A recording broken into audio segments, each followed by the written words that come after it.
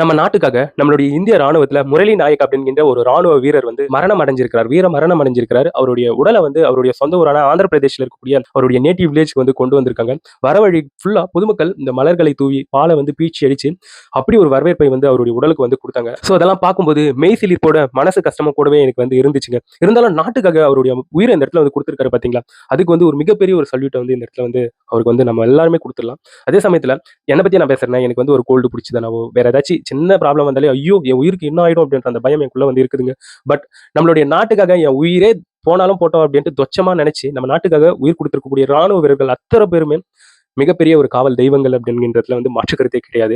So இப்போ இறந்தாங்க இல்லையா முரளி நாயக் அப்படின்ற அந்த ராணுவ வீரர், அவருக்கு வயசு வெறும் 23 தாங்க. வந்து இன்ஸ்டாகிராம்ல ஃப்ரெண்ட்ஸ் கூட சேர்ந்து டான்ஸ் ஆடுறதா இருக்கட்டும், நிறைய விஷயங்கள் வந்து இணையத்துல வந்து அவர் சம்மந்தப்பட்டு வந்து பார்க்க முடியுதுங்க. அதெல்லாம் பார்க்கும்போது மனசு கஷ்டமா இருக்கு. அதே சமயத்துல வந்து இதை தாண்டி இன்னமும் ராணுவ வீரர்கள் நம்ம நாட்டுக்காக வந்து இப்போ ரீசெண்டாக உயிர் நீத்திருக்காங்க. அவங்க எல்லாருக்குமே வீர வணக்கங்கள்.